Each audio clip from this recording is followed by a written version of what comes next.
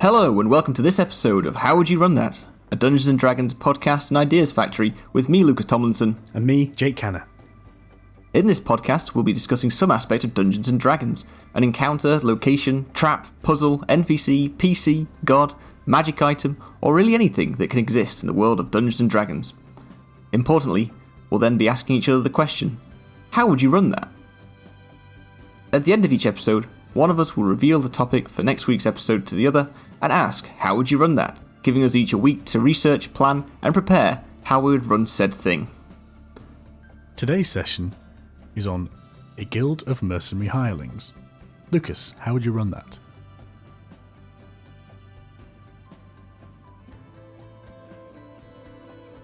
There's not been enough time between last recording and now for there to have been interesting news, so I'm going to give you some interesting future news.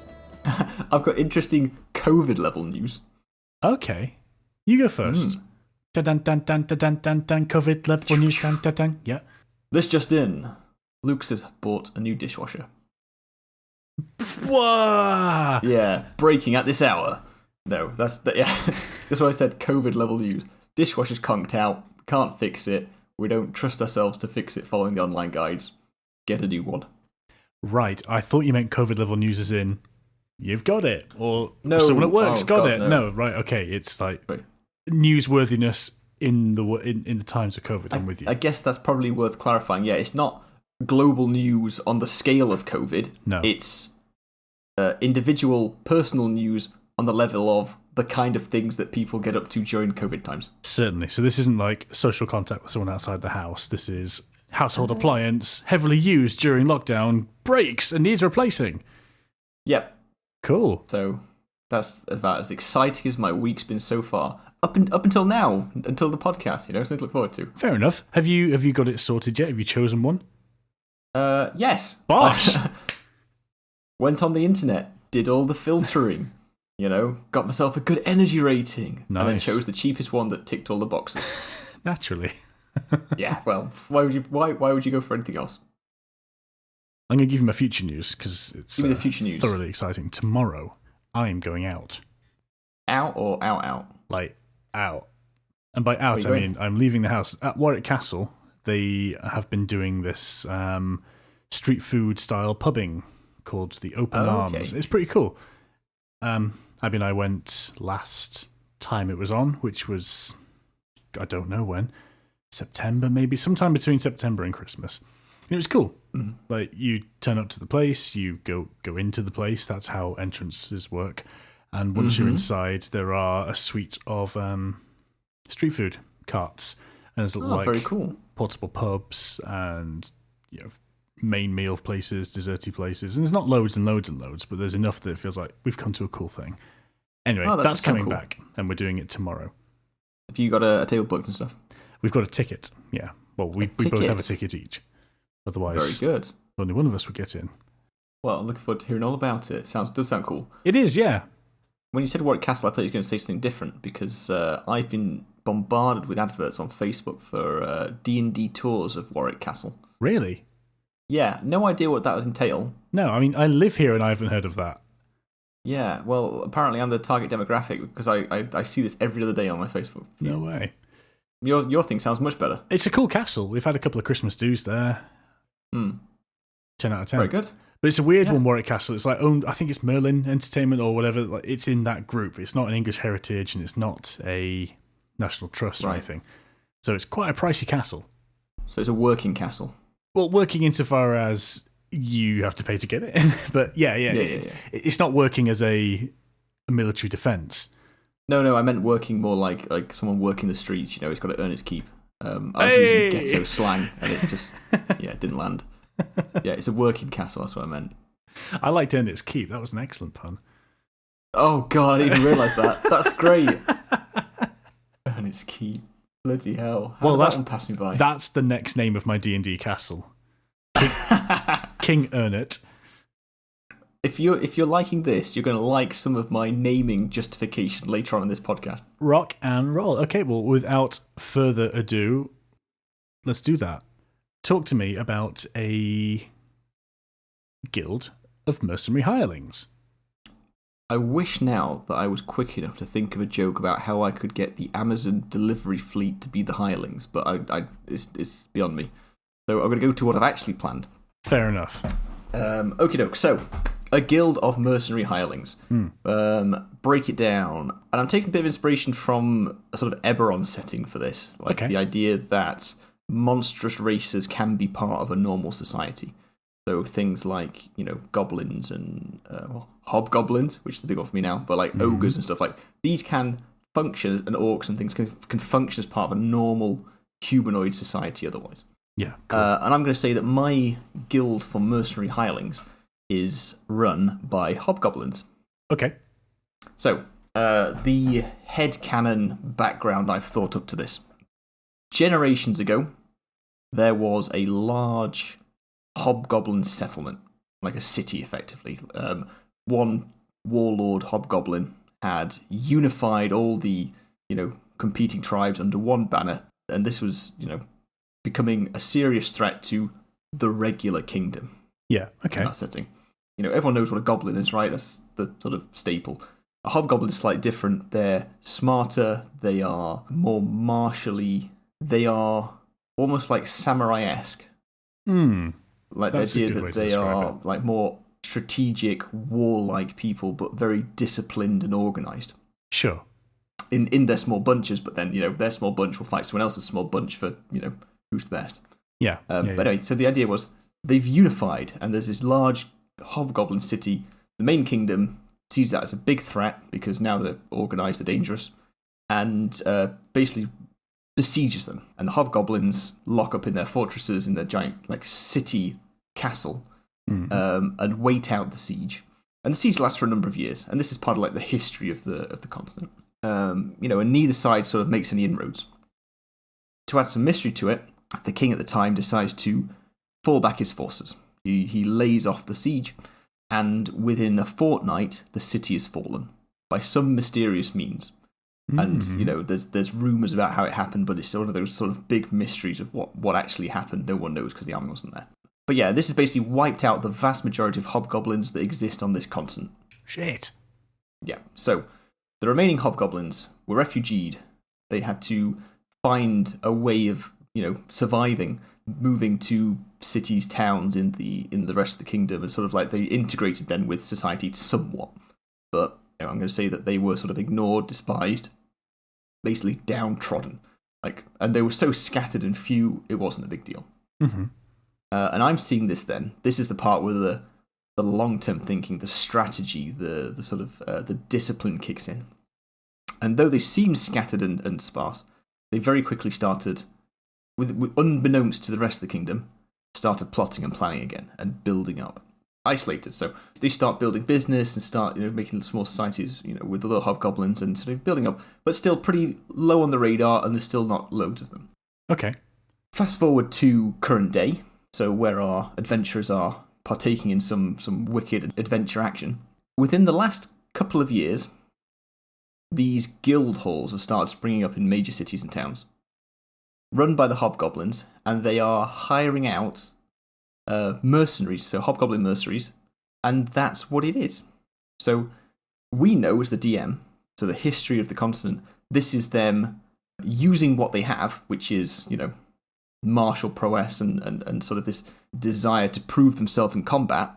They're monetizing it so they can amass wealth to basically topple the kingdom by other means. Right. That's their plan, and that's going to be a long-term plan. I mean, for them to get anywhere, they've got to repopulate and everything. It's like generation in the future. That's what they're planning for. They don't say this openly. This is the secret plan they're all aware of, but would never say. Right. And what everyone else sees is they're skilled warriors. They're hiring out as a way of making money.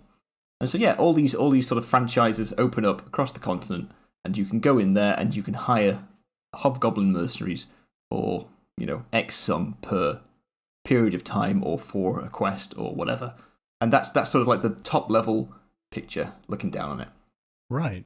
Okay, so that's what I'm thinking then for what the guild is, why it is, and sort of like a little bit of sort of the mystery and stuff behind it that might, you could pull out in different story threads if you wanted to. Okay, and I guess these halls have got like an architecture that's recognizable. You sort of, like in McDonald's golden arches, you spot them when you go into the next city. Oh, that's clearly the Hobgoblin Guild Hall. Exactly. So it's not like they've got like, a small hobgoblin town in part of the city. They might have a few houses in the same sort of area, but they will have this one building that's clearly hobgoblin architecture. Yep. So I'm thinking very functional, with very little waste. So like there's no overhanging beams or anything. Everything's cut off at the length it needs to be, so that remaining bit of wood could be used for something else. Wow. It's like if the Russians designed pagodas. Yes, yeah. I mean, that's probably a good way to look at it. Yeah. Very utilitarian. So that, and then let's give him a nice sign on the outside with, I don't know, a nice big sword, and what could we have on it? We could have it actually being a giant sort of like more exciting looking castle. So like again, hobgoblin sort of architecture, sort of like on the page of the monster manual where it shows it's like lots of like big spikes, like tusks sticking out from like a curved roof. Something like that, like a simple motif on a board hanging outside. That's the symbol. Sure. The sort of thing that would suit as like an icon in World of Warcraft.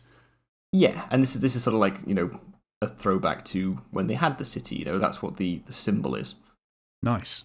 Okay. The reason I wanted to have them all over is so that you can basically pick someone up at one and drop them off at another. Like a hire car. Perfect. Yeah, but equally, so a second thing, so when I come to my roster of hirelings, like, if you don't take them with you, you can use the same hirelings as being the ones available at a different place when you get there, and they've just been on an adventure in the meantime. Sure. Yeah, so I'm thinking, it's cool to have it everywhere because it gives them a lot of opportunity to use it, so you don't have to plan something and never use it, but equally it just mechanically makes it a bit simpler for you as a DM. That's the plan. Sounds good. I should then pepper a series of questions about these, and you should. I have more to say, but I feel like I've talked at length about the in-depth, exciting history of hobgoblinness. Okay. How tolerated are they as part of society? I get the feeling that since their city fell, some time has passed, but is that a significant amount? And are they just folks that are around, or are they still generally maligned by society, or what's a hobgoblin's lot? So I think it's a bit of both. So I'm thinking it's like the great granddad of the current king, say. So it's a few generations ago that this happened, and lots of the knowledge and information about what went down has been lost, and it's rumours and stuff. But the general populace now doesn't see the hobgoblins as any sort of threat. They really are just a downtrodden, unloved part of society, and most people don't give them much thought because, for the most part, people don't see them because there aren't a great many of them. Yeah. So I'm thinking, I'm thinking that across the continent, their numbers are in the hundreds or the low thousands. Right, okay. So, if you see one, you wouldn't think twice, but you would probably have a bit of a glance because you've never seen a hobgoblin before. Okay, and then when you see a hobgoblin, they're always a martial creature. They're not like, they're just spattered around the various professions, or are they all basically part of the same gig? I would imagine they've done what they have to survive, so they might have taken other trades. Okay. But certainly in their free time, they will keep up their skills and make sure that their traditions and sort of the martial aspects of their culture are maintained and passed on. Nice. So what I'm hearing is it is possible to get a pair of hobgoblin hobnail boots from the cobbler. Yes. Yeah. Good. But I'm thinking. So when I sort of thought about how this might play out when you're interacting with one of them, I imagined you'd hired one, you sat around a campfire, and you're like, tell me about yourself, you're just talking normally, and the hobgoblin having some sort of spiel my father he worked a pottery wheel all his life. My great grandfather was a master potter in the city of wherever, and he's got this great thing of his family were good at making parts. Yeah. And now it's sad that I have to do this for money. I have to turn to my most basic trick, my oldest profession. Yeah, exactly. I can do this, but I'm not the best person at doing this. Right. I do this because I have to for my people, sort of thing. Okay. It's quite cool that you tied it in, at least in the setting perspective. You've tied in the concept of a hireling guild with a race then, because it gives a sort of unification, a sort of purpose. Yeah. So a bit of a left field question, perhaps, but are there any hireling guilds, or are we considering the idea that there might be anything that's non-hobgoblin in these guilds, or is it just like you have to be one of us and we're all doing it and we're the only ones that do it? I've sort of chosen it like this for simplicity. Cool. I was thinking about all the wacky and wild characters you could have in a mercenary guild, and like you could think of you could basically create PC characters and run them as NPCs for anything. Sure. And I thought that's just going to get unwieldy, and I'm going to spend so much time planning all these characters and then giving them all unique backstories for their individual classes and subclasses, and it's like that's so much work to build for something that probably for the 95% of that stuff you're not going to use. You're not going to have these same incredibly colourful characters in every location, though it's possible to pick up mercenaries as part of this guild. And then you need new ones each time with all that information again. And I thought that's so much work. I'm not gonna especially with 2 days we've had between recordings for this. Like I'm gonna leave that alone. I'm gonna go for something simple, something that makes sense thematically, but equally that I can control and it's still interesting enough. So I thought, it's just hobgoblins. This is like a sort of a very they're very secular and secretive, but they are opening their doors for the first time. Because they want money. Yeah. Right. So you go in. It's very, very transactional. Like there'll be someone in the guild who is in charge. They will be like, from the book, hobgoblin captain level. Yeah. So I guess it's worth saying. So hobgoblin society and structure. In the books, it talks about how a powerful warlord can band together groups of hobgoblins. They all have a series of captains, and below that's then the regular hobgoblins and any other races that they've got as part of their army. So warlord, captain, regular ones. In terms of our guild, there is a warlord, off in the shadows, away from public life. They're not public facing, yeah. Yeah, this is the master strategist that's planning all this and making sure that, in 17 generations, the hobgoblins will rise again. Yeah. The captains below him are the branch managers. So like it? Yeah. They're the ones that do the transactions, handle the money, and assign mercenaries to the task. Cool. And then, your younger hobgoblins are sort of their rite of passage, are the ones that are being loaned out. That's how I'm picturing it. This is cool. I like this. It's the efficiency of DMing. You've basically got like faceless mooks plus. Yes, well that's it. Like, they're not entirely faceless. They are... Yeah. But they're all the same race. They've all got a similar background. You can give them all the sort of tragic... Yeah, like I was never meant to be a fighter, like my skill is keen, but I was a great spoon whittler or whatever. Like they served some other purpose in their society, had history played out differently. Yeah. This is good. It's really sensible, like because it means that they're instantly recognizable as well. So you can almost go too far the other way when you say that you could craft any character and it could all be wild and wacky. Yes, it could, but when everyone becomes so unique, all of a sudden it's just a mulch of... Which one was that again? Was that the crazy one that did the handstands, or the crazy one that did the juggling, or was he the one that was on fire? Like, there becomes too many things to recognise or remember. So by having like a sort of a genericism, if you see a hobgoblin in the field, you think, oh, it's probably a hireling, or it's probably a person, and this is their thing, and it's good. It roots them. Exactly, and I still want there to be some individuality between them. Like, if they've got similar race, same race, similar backstory, fine. But then the next step is that, they are different different classes and subclasses. Your last point there brings me on to, well, it's the perfect segue to the next question I had. Are they all the same class, basically? I suppose when you're going for a hireling, then you are going because you want to bolster the ranks of your party when you're going out on an adventure. Yeah, that would be your 99% of the time reason to go and get one. Yes, so I'm going to say there are different classes. Yeah, so cool. Basically, they will be really low level compared to the party. So if the party's level 3 to 6, they'll be level 1. Oh wow, if they're level okay. 7 high, they'll be like level 2. I don't want the hirelings to outclass the party. I don't want the same way. I don't want them to be too unique and too interesting, because I don't want them to detract from the uniqueness and the interesting levels of interest of the party members. So they're going to be really low level and just sort of extra support. But they're different classes. So I'm thinking, if a party doesn't have a healer, there'll be a cleric available, and he's a follower of Maglubiet. Oh, yes, I see it there. The Legion of one. Maglubiet. Yeah, so it's a mouthful, so you just call it the Mighty One. Fair enough.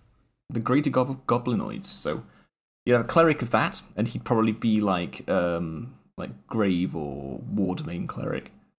Something fighty, but still has the heal should the party need it. That's it. It's in keeping with the tradition, but it's providing the boon that you need. Exactly. So I'm thinking a cleric, I'm thinking a fighter, just straight up, he's tough, can sit in the front lines. Mm-hmm. I'm thinking probably a ranger, so they have some additional... I'm thinking outside of combat, they've got the additional tracking capabilities and navigating terrain. That's a reason why he would be useful to a party. Yeah, serve as a guide into the wilds. Yeah, exactly. So healer, ranger, meat shield, maybe a paladin. If there isn't already a paladin in the party, I think I put a paladin in there because they've got a little bit of healing with with lay on hands at 2nd level, and they've got some good utility spells for outside of combat again. Bit of guidance, bless, bane, that sort of thing. Well, yeah, and heroism, and I'm thinking buffs for the party. So again, I don't want the hireling to be mixing up in combat and stealing the show. I want them to be supporting, buffing, helping the party in some way because that's how I'm imagining them being more useful to them. Sure. I guess one thing I've not said that I wanted to say, given that there are so few hobgoblins in the world, the party can only hire one at a time. Okay. In case your adventure, turns sour, they can't afford to lose multiple hobgoblins on one expedition. So they will hire out one of their number. And I guess after some real hard bartering and some high rolls, they might accept 2 to leave with you. If the payoff is going to be acceptably high. Sure. You've led me into a wonderful next question right there. What's the going rate? Or to what degree do you... How do you convince them to hire? Because they want money, is what I'm getting from this, and there is a transaction to be done. But is there a bartering scenario, or is it just a fixed rate? We're trying to accumulate X money, and we have Y time to do it in, so we'll just do it in nice, manageable chunks. Or, as you say, can you sweeten the pot and say, look, we're going to go plunder the barrow of the Great King from 2 or 3 generations ago. Not the one that ruined your city. Different king, totally different king, but there are treasures in there, or there are magical items, or Okay, yeah, I get where you're coming from. So, so it's very transactional. It's very much we're giving you something, we want something in return. So fair.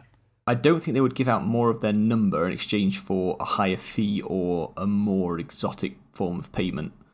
But there's definitely some level of bartering allowed. So they have a flat rate, and you can pull a number out the air. It depends on how cash rich your party is. I've been maybe inconsistent with my party and how much money I've given out for different things, and it's difficult. Yeah, for sure. Economics is difficult on its own. I don't want to have to do this. So I guess I would make it so if the party had 100 gold between them, it's probably 5 gold per day for some support. So 5% of their total worth per day. Yeah. Which is quite a bit now, I think. That's quite a lot. But then you got to think, okay, well, then you just have to skew the payoff from the adventure accordingly. Yeah. Well, so they want payment up front.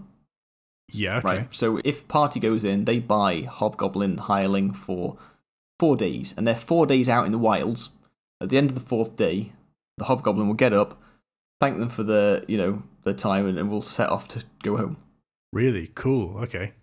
Yeah. And I'm picturing this obviously the party's not going to be happy about that. So they're going to try and barter with him and, encourage him to stay and offer him to give him more money, which he will refuse because he can't take...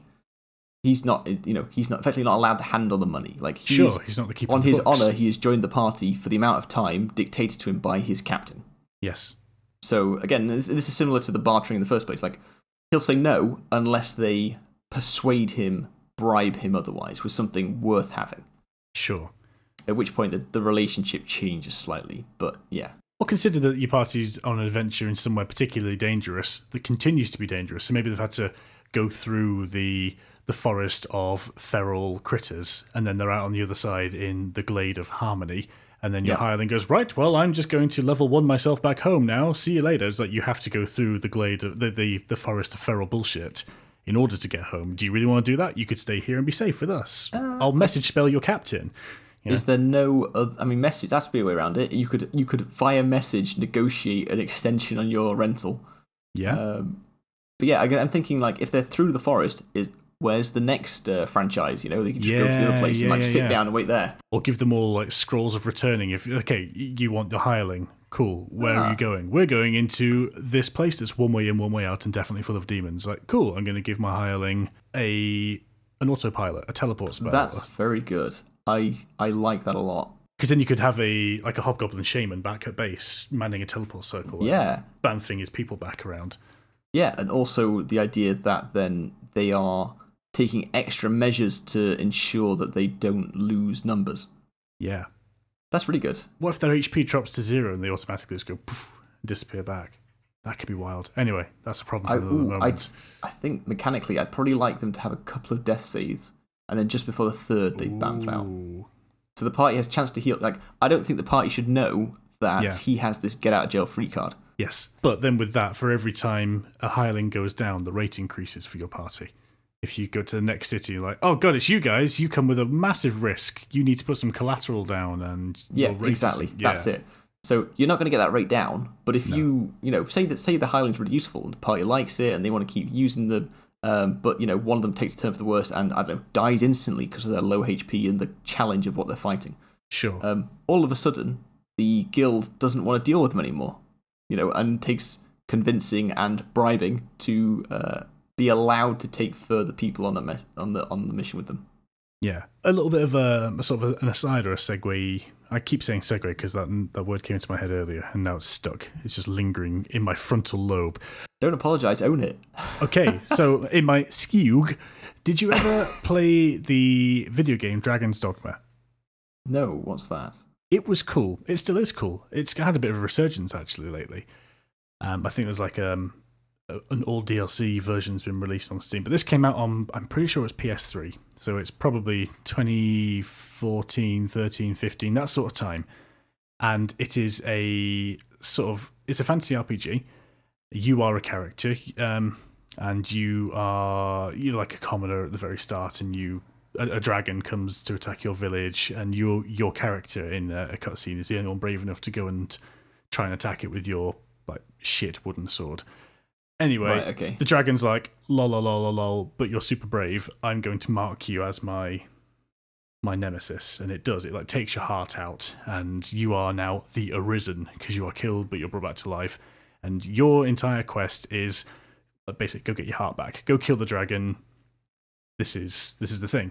The reason I bring this up is that it's regular fantasy RPG thing. So you've got you can be a rogue class, you can be a ranger. There's magic in there, and fighter, all the regular classes.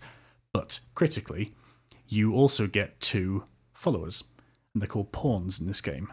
Right. And they follow a similar vibe. Now, with the difference here being that it's like having it's like Pikachu following you around. You have your main pawn who you get to design in the character creator, and you can spec them to support the class you want to be, and they can respec whatever. The cool thing is the game world saves your pawn, and it's in a repository. So when you get to a certain... So it's always with you in your game, but I can at any point talk to a magic rock and basically go to the pawn repository, and that should be taken always in context.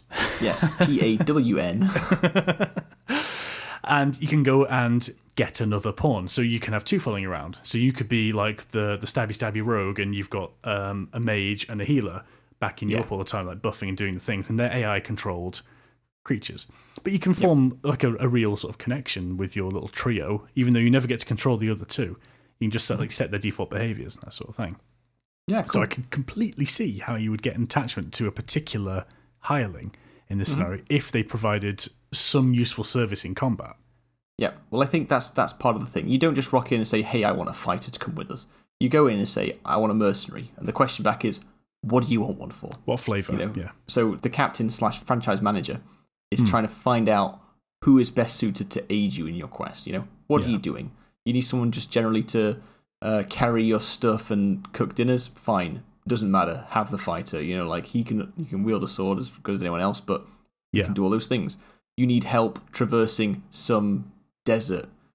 this guy knows what he's doing. He's a ranger level 1 with desert as his favorite terrain or whatever. That's the sort of thing.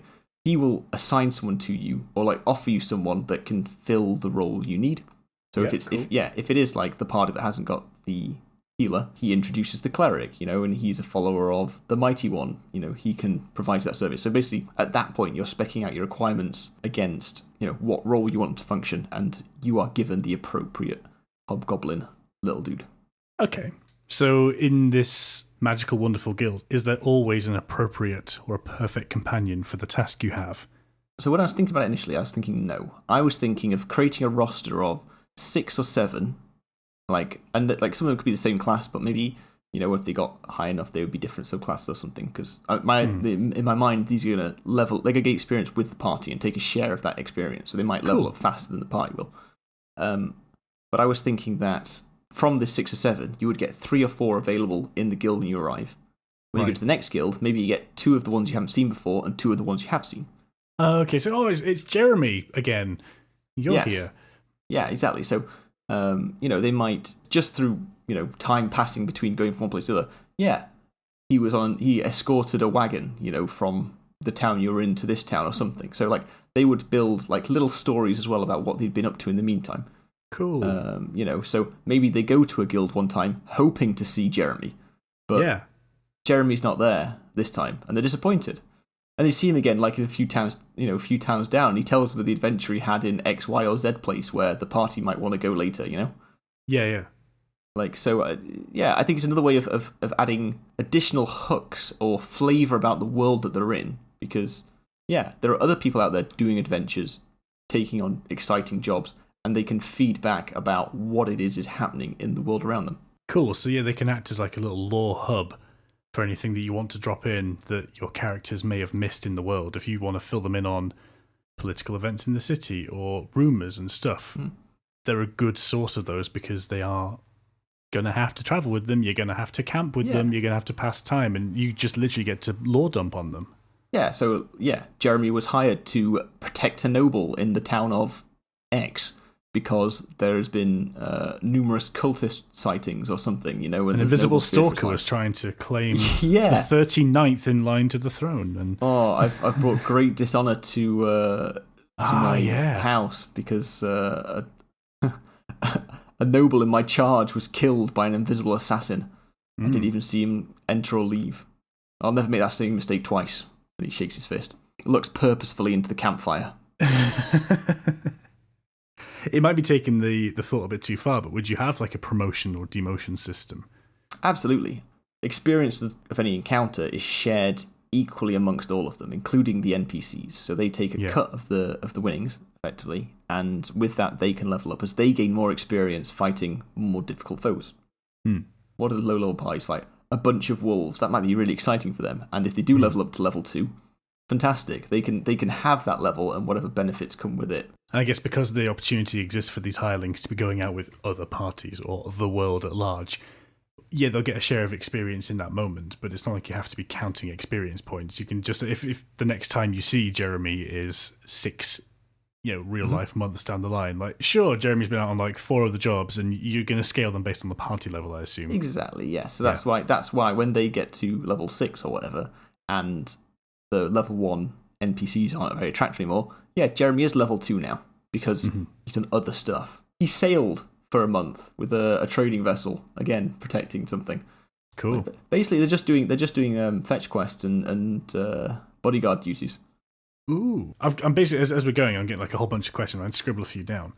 This is a good sign, though. This makes me feel like you're really buying into this idea that I've started. Yeah, I'm going to come to each of these in order, and maybe that the order actually changes when it comes to editing this podcast down. I don't know, but... Question 1. Yeah. Would you entertain the idea of using a hireling to do a menial task that your party doesn't want to do? Say they've got a fetch quest, or say they keep a list of quests like a video game. And when you're trying to 100% the whole thing, you think, oh shit, I never did go and feed the dog in level 1 town. You think, could I just, hireling, fuck off and do that for me, would you? Grudgingly, yes. If it's not something that's going to require their martial ability, if it is, go and feed this fantasy pet, they would not be very happy about it, and they would question why you would come to this guild for sort of a task. But perhaps at an elevated fee, they would perform that task for you. Okay, so they've got like standards. They've got quality of task.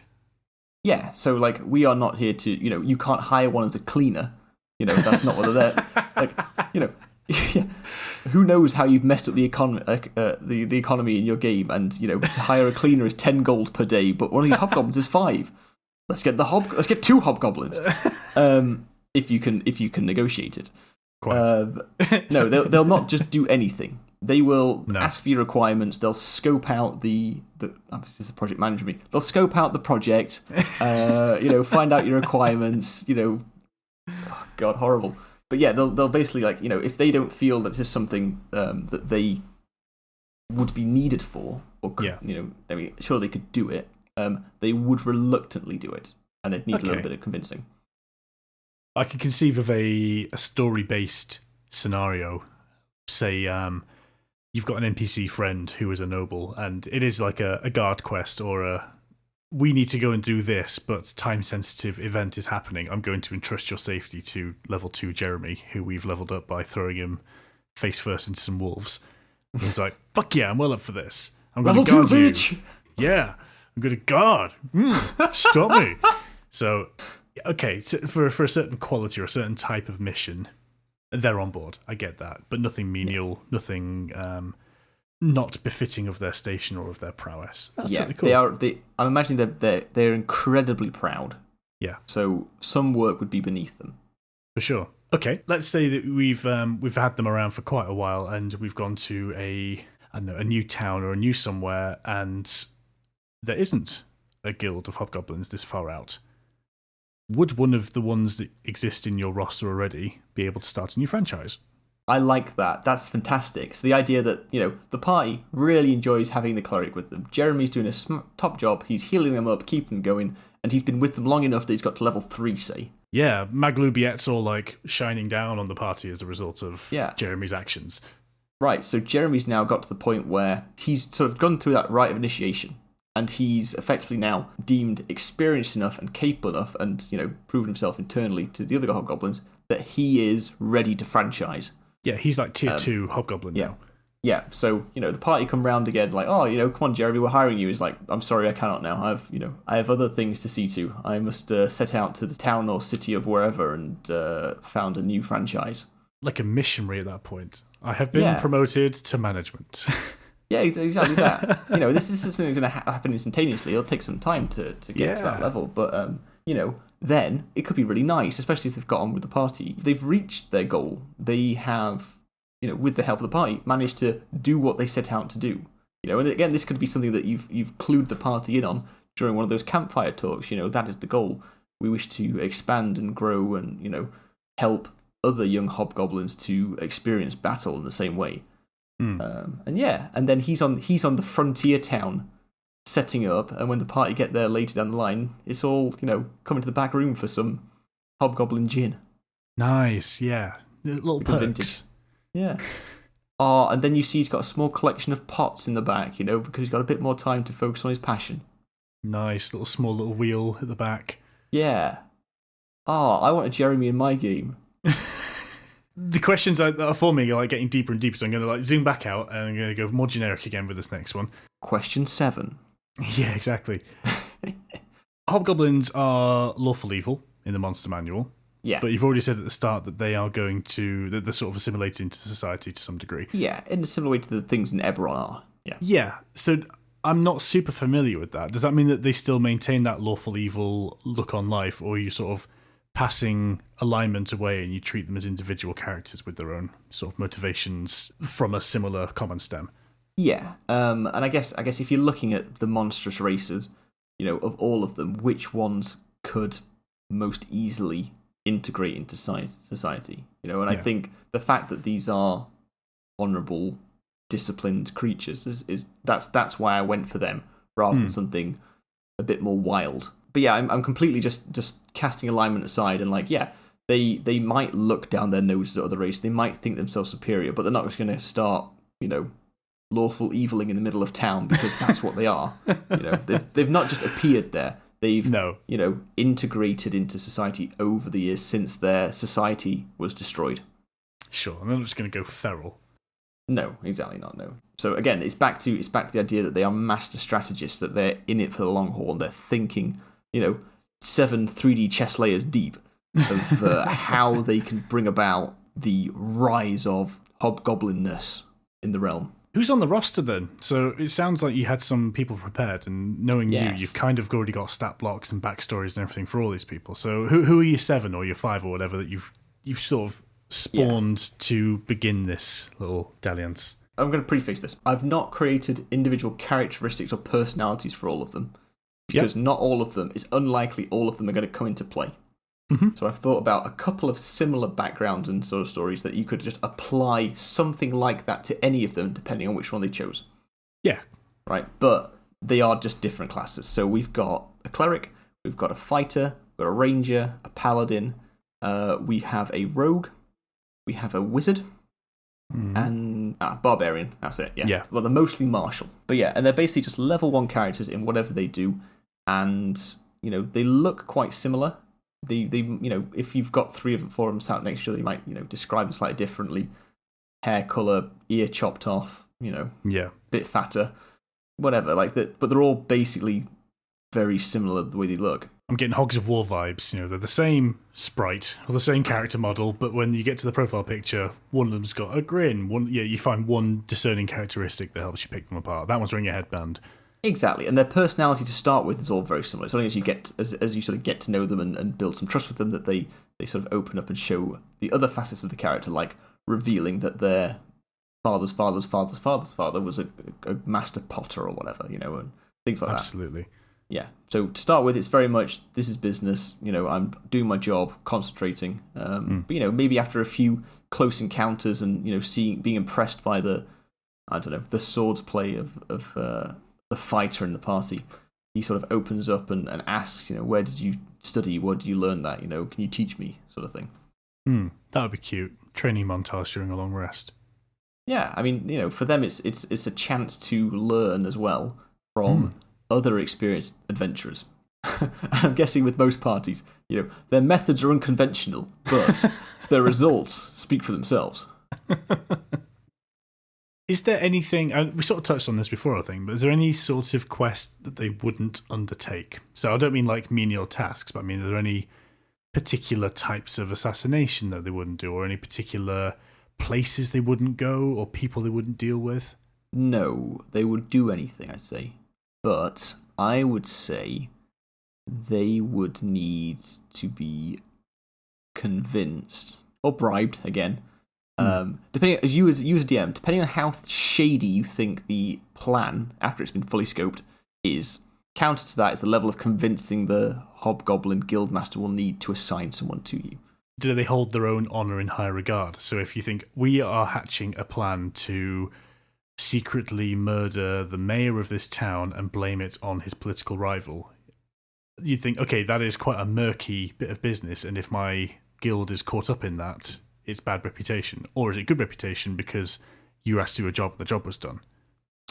Yeah, for them, they wouldn't care so much about the consequences. They wouldn't want it to come back to them, and something like this that has potential ramifications for them, they would need to have assurances in place that the plan is good, that they're going to help with, and I guess they would caveat it with, if X, Y, or Z goes wrong, we're out. The contract ends then. It feels like for the majority of reasons you would have hirelings, it is, like we said before, it's to bolster a gap in your party for something that is required. Because normally you can sort of just bumble your way through most things with most parties. And we've talked before about there's no cleric in this party. No one wants to be the healer. Well, there are other classes with healing capabilities, or you make potions more available or whatever. But the idea of having a drop-in hireling cleric to just dish out the heals, combat medic following you around. Sure, that's another way to... That's another way to do it. Yeah, that itself is another way to do the pure healing thing. A main reason that you would pick up a hireling is for some long excursion into a place that's relatively unknown. It doesn't seem quite so likely that in an urban setting we are planning a heist on the bank. we desperately need a hireling, unless you didn't have a rogue, or you think we need someone to pick this lock and we need to whatever. Generally, I feel as though your party or your players are going to want to try and solve this problem on their own. Yeah. So it doesn't feel like there'll be too many opportunities for things to actually come back on them. And most of these deeds are going to be external to the town. It's going to be like striking off into the wilds and doing something with somebody reasonably expendable. Yeah, well, I guess in a town, there's still opportunity to do that. I guess, say you've got your heist scenario, and your party doesn't have a rogue. You need someone who's going to be able to pick locks, get you an entrance. Well, that's what you'd explain to the guildmaster when they ask you, what do you need someone for? And then they'd point you towards the rogue, who looks like a regular hobgoblin guy, but has the, mechanically the stats of a thief. You know what's excellent about this just whole concept from everything. Your perspective, our perspective? I mean, okay, obviously, all naturally. of it's pure gold. Tell me what the ruby on top is.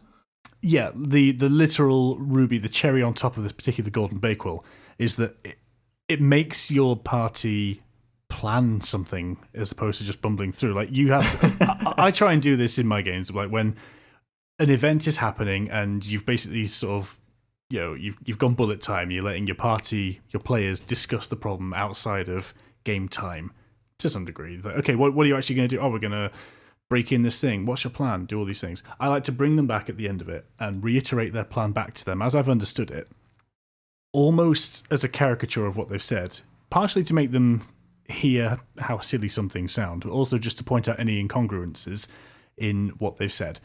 Mm-hmm. It's like, okay, so we've spent all this time trying to buy time for the rogue to pick the lock, but then the barbarian's just going to smash the door down. It's like, okay, was that always the plan? Because that was all sneaky, and now you've made a noise. That's what my character would do. Oh, I hate that phrase. Yeah, no, well, it's like we talked about a couple of episodes ago with the planning for the Invisible Stalker, Yeah, it is good, like, after all that discussion, because they'll talk about every opportunity, like, pretty much everything they can think of before deciding, right, this is what we will do. So you've got to have that recap. It's like, right, okay, you're doing this, then that. That's how we're going to do it, right? Are you sure? Is that it? Is that what we're doing? We're all on? Cool. Okay, cool. Because I'm not asking it because I think it's dumb or stupid. I think it's going to be great. I just want to make sure that I, as a DM, do the things for you that you want to do. Yes, I need to do your wonderful plan justice.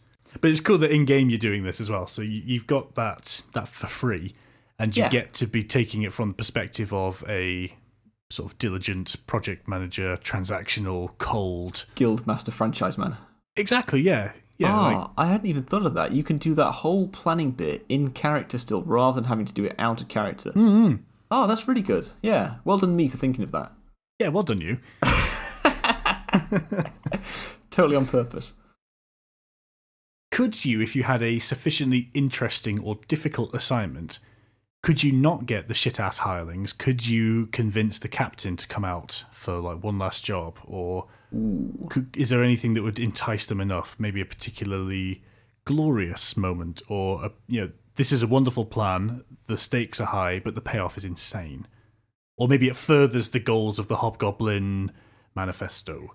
Yeah, I would say if you were to have had already a few successful transactions with the guild, and you'd, the Hobgoblin, say you got Jeremy, going out himself, as a franchise manager, Jeremy would be up for it straight away once he'd got established. But I guess, say you've got that level of trust with the guild, you've interacted with them, you've done business.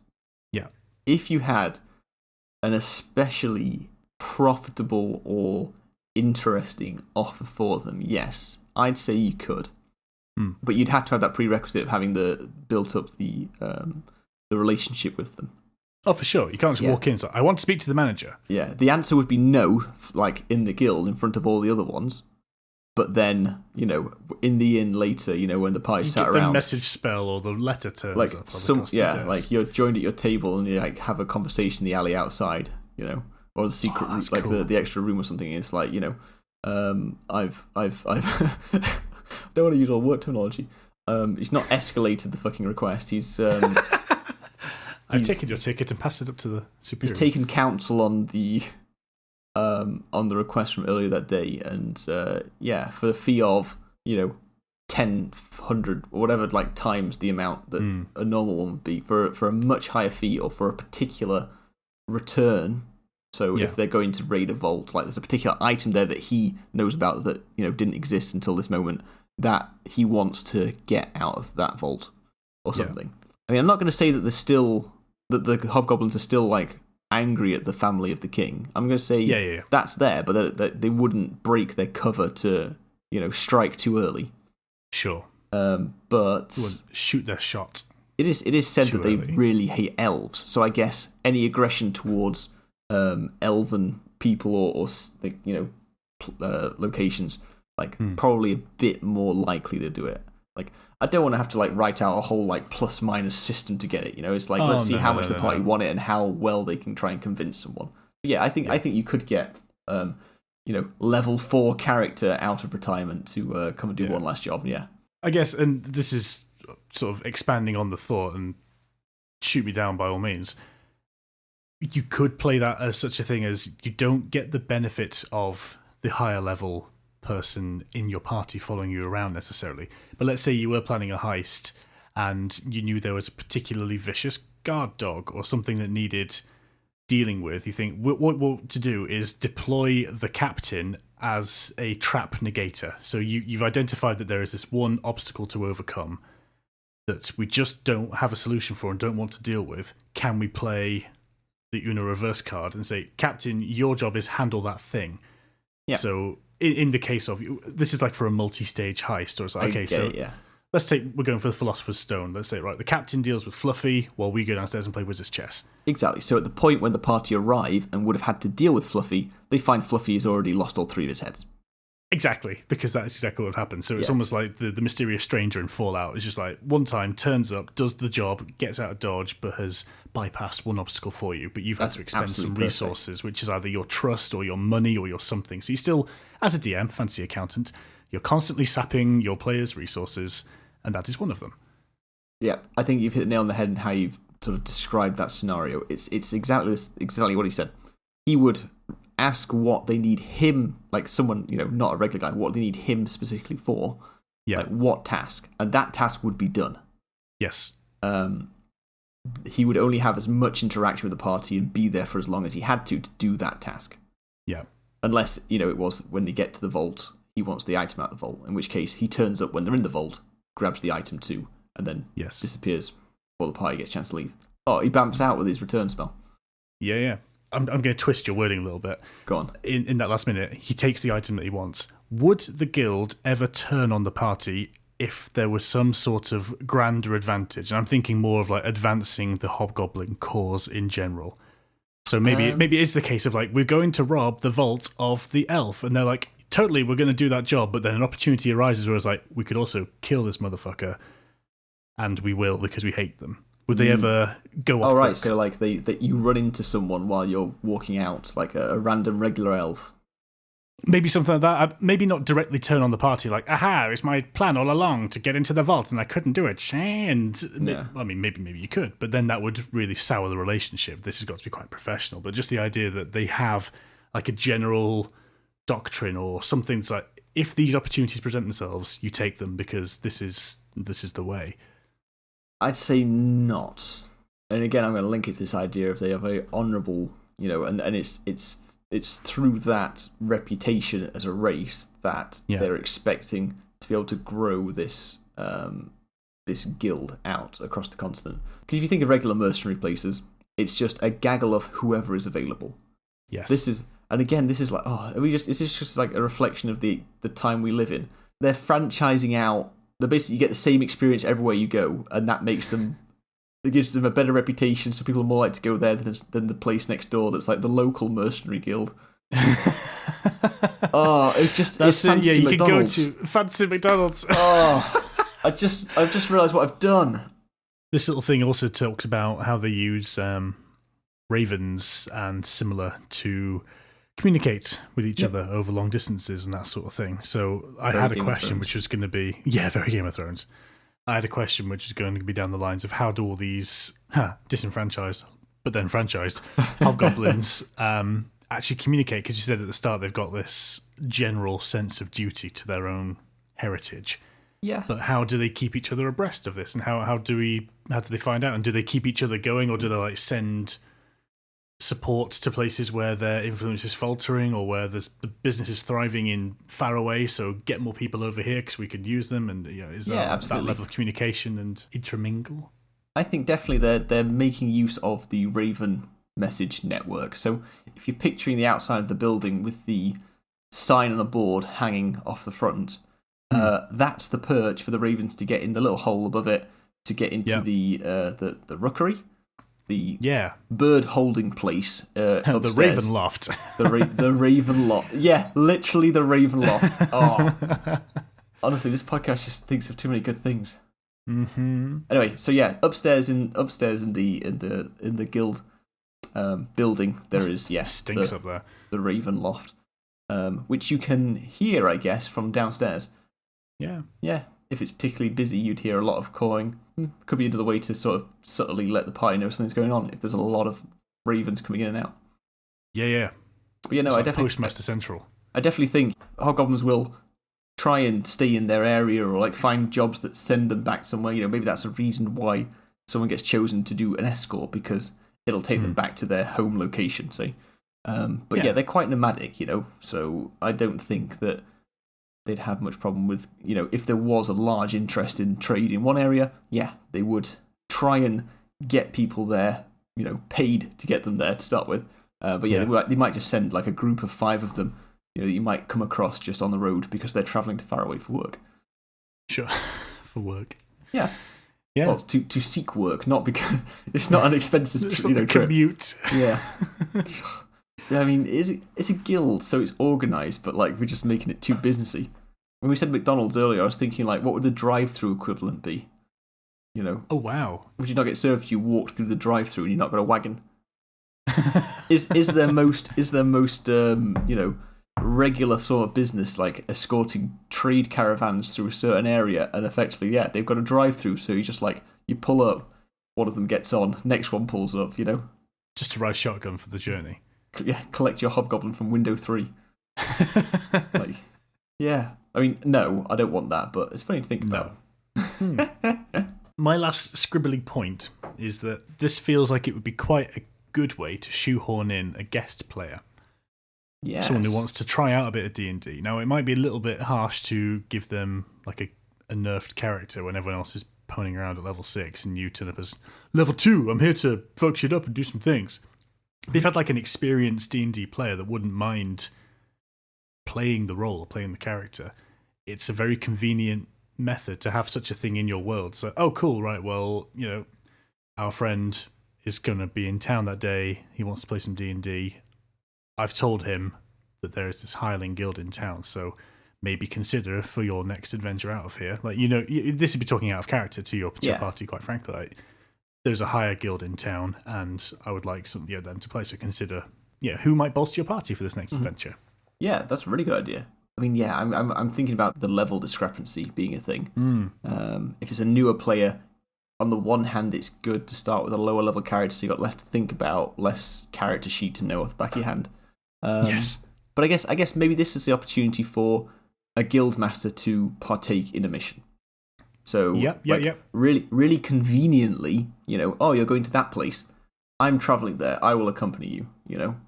Yes. This Jeremy now is taking over this franchise, and I'm going there for some other reason. Set something else up. I don't know. Going for mandatory training. Oh, mandatory training. I must attend a course. It is a leadership day. Yeah, so like then they, and I guess that's even for maybe a less experienced player, that's good then, because you give them a character like this is your character. You don't have to think of whatever. Like you are a level 6 fighter. This is what you can do. Yeah, and that's a good way maybe to introduce someone to the game as a sort of like a one-off. Yeah. Equally, I guess the idea we had with the captain doing one task very well. If this would be entirely situational, but I can conceive of such a situation where you've got a very experienced player who just wants to dep in for one session with a group. So I'm thinking, say you've got your regular group and they are doing the heist and they've decided to get the captain on board, and you're like, do you want to play the captain? And instead of it just being a DM narration or like you turn up and Fluffy's heads are on the floor, you can actually go into part A for the main party, and then you've got like the solo mission. Sam Fisher is going in there to deal with and then that way your party still gets to hear the story happen and hear that like that captain was a badass. He didn't just turn up and the stuff was done. Not a necessity, but it would be quite a cool way to do it. I like that idea. I'm just trying to think of in that like situation where we talked about Fluffy being dead before they get there and then having to run that differently. I guess then they are playing D&D, but they're just playing one fight without any of the social interaction. Yes, that's true. It would just be, do you want to turn up and roll some dice that day? Maybe they turn up and Fluffy isn't dealt with. You know, there's going to be a complication. Fluffy has got, you know, Fluffette with it, like a second monster. Fuck, 6 heads. Like, this isn't the deal we talked about. It's like, we will sort out the contract later. Like, you better be paying extra for this. And then they do it all together. It's like, I'm staying with you to make sure I get paid. Yeah. Yeah. And it'd be the case of you play the fight out for a certain amount of time and then your captain's like, I can hold this off now. I can continue alone. You guys crack on. Yeah. But then, you still get to have that bit of interaction. You're quite right.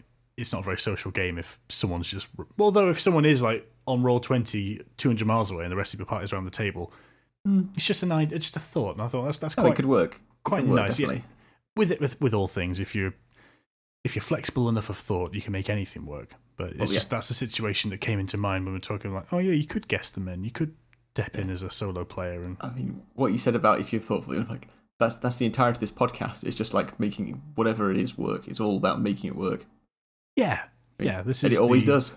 The bumbling podcast of D&D ideas. I was thinking actually the other day about what our podcast does. Have we talked about this already? I'm getting deja vu. I think in episode 1 maybe.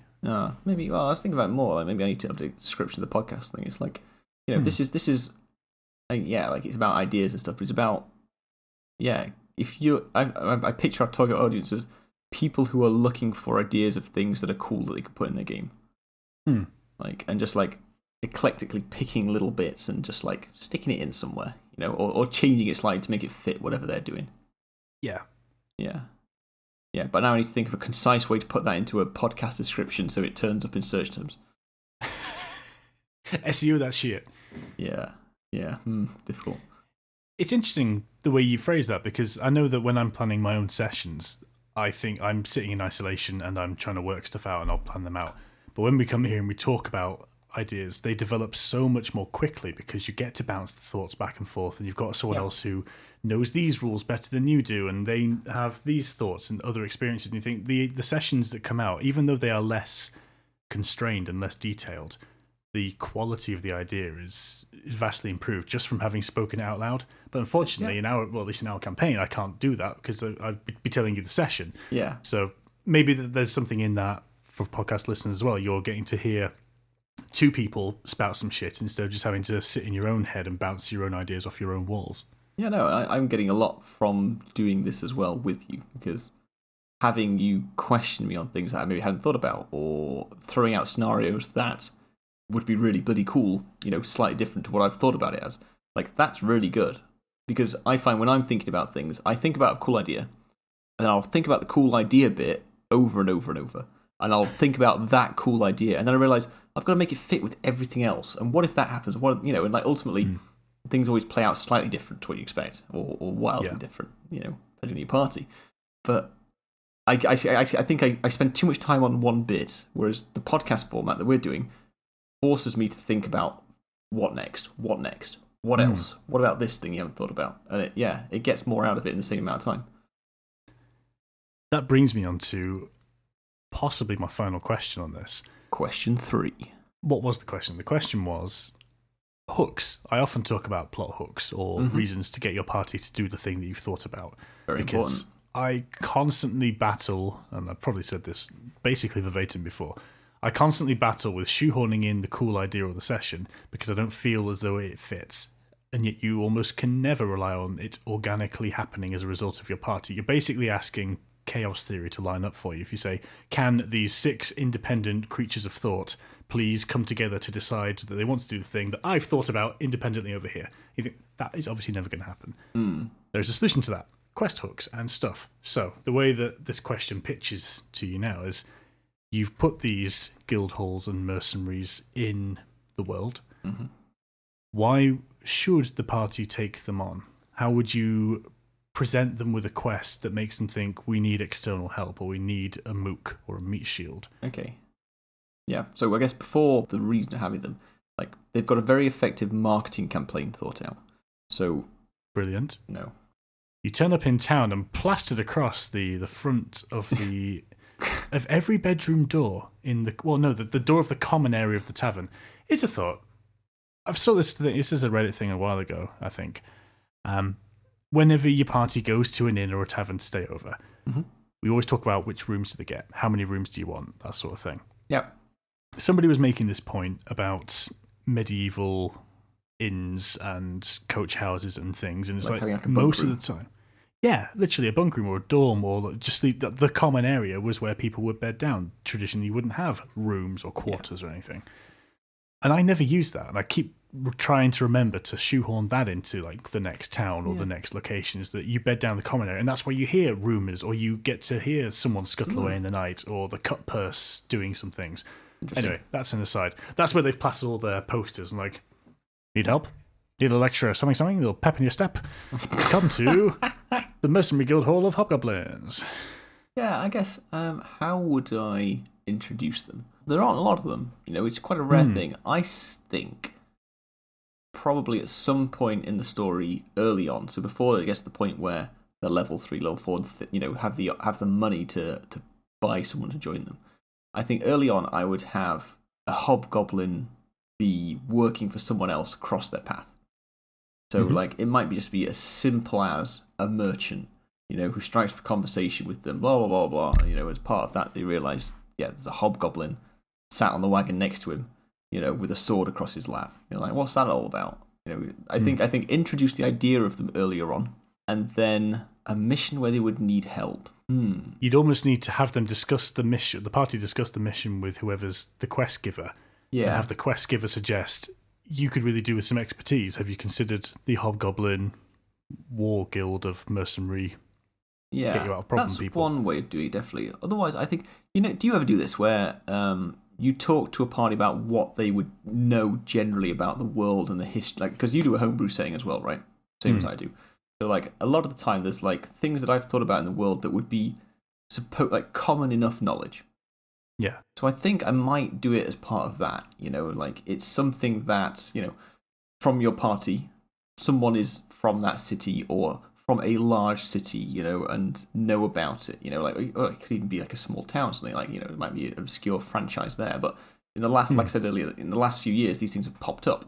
There's a bit of a hubbub because it's hobgoblins doing it, but it's known that they are offering the services out. So I guess if at any point when they're talking about a plan for something, I would maybe drop that in as just like, as me as DM, like, oh, you also know this, like these places are places where you can hire people that can do tasks like navigate, lockpick, general bodyguard duties.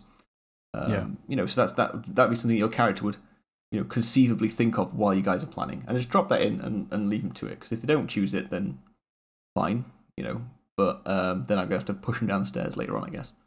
Yes. I don't do that often enough. I think I tend to bring up things as they become apparent.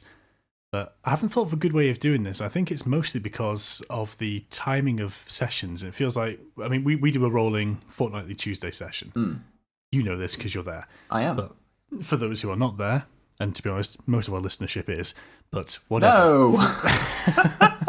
For those who are not, that's quite cool. But I feel like because we are real people with real lives and you're setting aside all of Tuesday evening to come play D&D, it feels like there is certainly from my perspective, there's an expectation to do a session. No matter how it plays out, it's like, we are going to play the D&D. It would feel to me like this is unfair, I think, but it would feel a bit like a waste of time to say, okay, everyone gather round this Tuesday, we're going to do a group history session. Although I like the idea, I think it would be kind of cool to say, right, this week we're not playing, but what we're going to do is almost like a session 0 partway through, where it's like, you've probably got some general world questions, and I've probably got some shit we haven't thought about. So let's talk about things that we know, and we could just have a here are the things we know session. That'd be interesting, definitely. But it feels like it's a waste of everyone's time to getting together to play the D&D. Yeah, and when I do this, I do it as things come up. But I usually go into a little bit more detail than the specific thing they've asked about. So, for example, in my game, what we're talking about, there was, in the history of the world, there was a war between dragons and not dragons. And as part of that, Dragonborn were on the side of the dragons. So there's a bit of animosity towards Dragonborn even now, hundreds of years later. So, when they arrive in the town and, people start being rude to the Dragonborn, give me a history check. Oh, it's a good check, right. You know that this town was, close to the site of X battle, where, during the Dragon Wars, or whatever it is, and you sort of drop that little history in there, and it's only maximum 2 minutes of explanation of you all know this, that it was the war between the dragons and the not dragons, and afterwards the Dragonborn sort of scattered and whatever. That's why there's animosity. And you get a feeling that's maybe why people in town have not been so nice to you. And then it's zoom back to the character, they don't say, oh, you hate me because of the Dragon War, but they know now why people are being a bit cold with them, because of just what their character would know normally from their experiences in life and knowing the history of the land. For sure, and that is probably the easiest way to do it, because it, as you say, it's as things come up. Yeah. So in the case of our mercenary guild, it's almost making sure that question happens, because at least with that example, it's response to a stimulus. A person has been a dick, and the person might say, why are they being a dick? Or you might just say, by the way, they're being a dick because of this thing. Or, at the end of their sentence, particularly barbed, or they call you a particular Dragonborn slur, you say, and roll me a history check. And Scale face. Okay. Scale face, exactly. And you, as they say, scale face, roll a history check, here's your lore dump, and cool beans. So in this one, this needs to be a reason why they think about needing external help. And it could be a case of, maybe it is as simple as the quest giver says, you might need some extra help with this. And as he says that, roll a history check, or roll a common sense slap in the face check. If even a DC 5 check is a check, Yeah. You're a big fan of a DC 5 check. I do. I like a low check. A low check is you should really get this, but maybe you're just having a real brain fart and you don't remember. Or you've been living under a rock, or under a few rocks in the Underdark, or for whatever reason you're not aware of this. I find often it prompts the highest roller of the group to say, "Oh, so it's because of the Dragon Wars," like out loud to everyone. Scale face, is that insensitive? I didn't think people said that anymore. That's their word. That's their no. Oh, Dragonborn, scale face. What a shit thing to call. But again, it goes back to what we talked about a couple of episodes before. It's everything sounds terrible until it's a thing. Yes. Maybe scale face is the next cool word. Oh shit, Pineapple, scratch that out with your quill. It's scale face's time. Scale face. Talking about kicking them downstairs, I've just had a thought about how I could not literally rub the guild in their face, but make it very prominent and obvious. Yeah. Whatever inn they're going to, it's the other side of the road. I was about to say, is it inside the inn, like a Costa inside Next? No, it's you should never use the word franchise. No, it's its own building, but it's opposite, and you describe it as they walk down the street as it's noteworthy that there is a structure with different architecture, with this sign hanging outside, and ravens coming and going. Yeah, they'll keep you awake at night, and it's a really convenient way to remember where your inn is, because the name has worn off after years of poor use. So then when they enter the inn, they sit down. The only free table is by the window. While sitting at the window, who's got the highest passive perception? You see heavily armed people coming and going, during the few hours that you're there. Yeah, literally 1,000 ravens squawk and put you off. You can barely hear the conversation. Oh, also an option. But yeah, again, because you don't see hobgoblins day to day, it's noteworthy that you've now seen 3 leave the same building.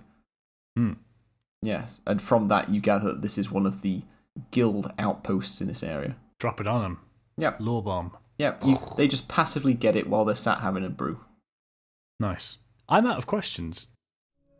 The distant sounds of campfire and laughter drifted through the green-hide wood as the hobgoblin known as Gat walked alone in the darkness, a bushel of collected firewood in his arms. In all truth, the task of collecting firewood was beneath him. He was a warrior. He had trained with blade and mace since before he could stand. He proudly bore a large scar across his nose and right cheek as a reminder of that. Yet still, the Witch of Estelle had been quite persuasive, and before he realised what was being said, he was being ushered away from the campfire by the half-orc Crunk to collect firewood. Gat suspected that the group did not trust him. Sending him away was likely just a means for them to discuss their plan for tomorrow's assault on the Knoll camp in private. A realisation that did not fill Gat with joy. They had been tracking the gnolls in these woods for 4 days and had counted a few of their number in combat already. The so-called strategy of the group in these engagements was pitiful. Upon seeing the first gnoll, the half-orc Krunk had simply run directly towards the beast, who turned and laughed madly. Reckless, thought Gat. The foul beast's cackling should have warned the half-orc Krunk of the trap that the skirmishers had set for him. The party thought they were tracking the gnolls, but it was in this moment that Gat had realised the truth of the matter. The gnolls had been watching the group since they had first broken the tree line of the Greenhide Woods. As the half-orc Krunk charged, he tripped a snare and was flung high into the trees above. Further cackling laughter erupted from a nearby ridge as a volley of spears flew down at the rest of the party, followed closely by an unnaturally large gnoll. The brute wielded large cleaver-like weapons in each hand and was frothing at the mouth. Clearly, the gnolls had planned this ambush well, removing the greatest physical threat entirely to enable them to focus their attack on the back line. The thief Snips and the witch Vistel went down to a spear apiece and a flurry of crazed swipes of the unwieldy weapons of the oversized dog.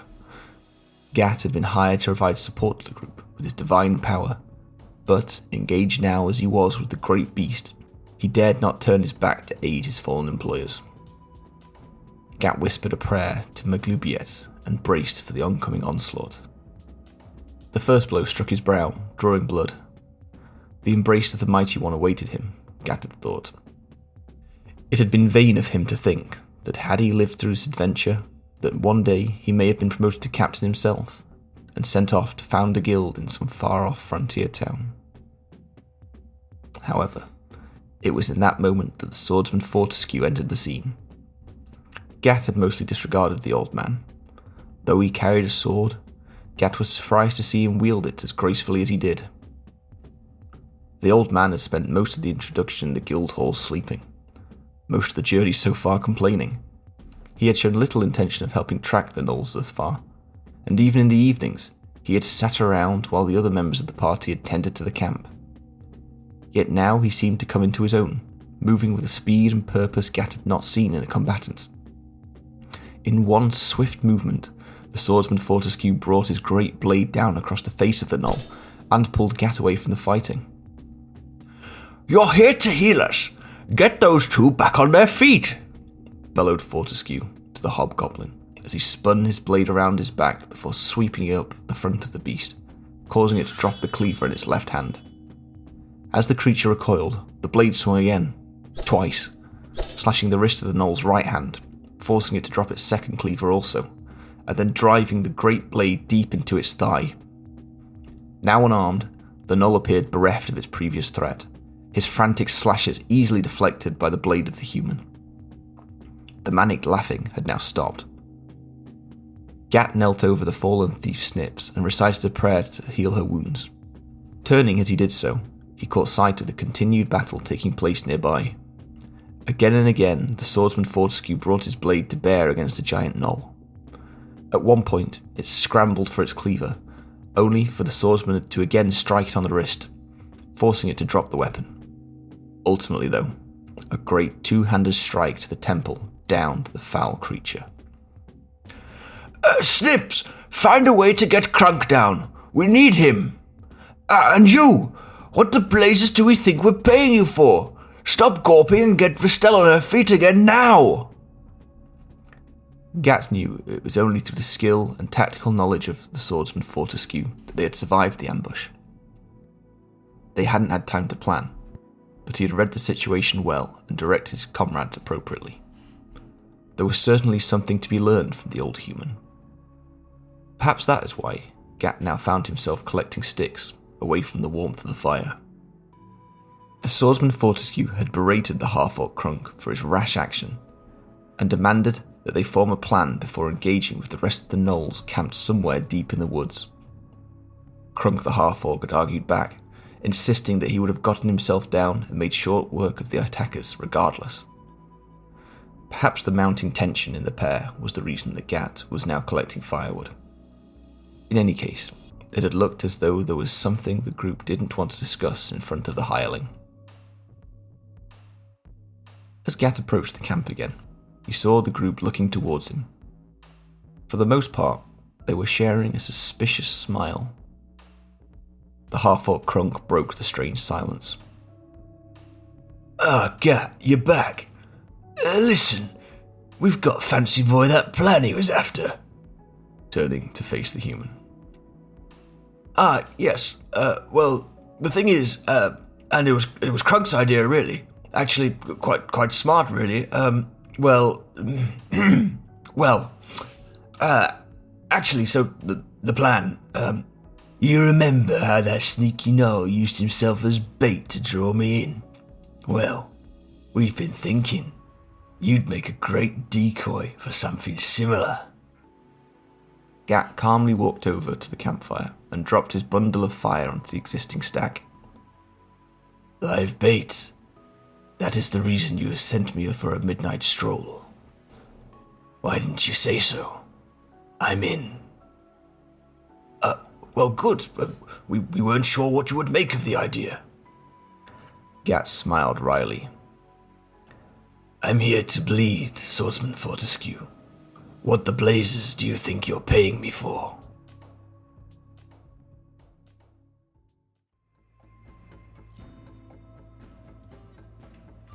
Yeah, that's the idea with the bow on. Like it. What next?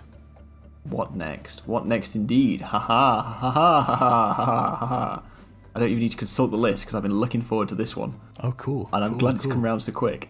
The mechanically worst level 3 character. How would you run that?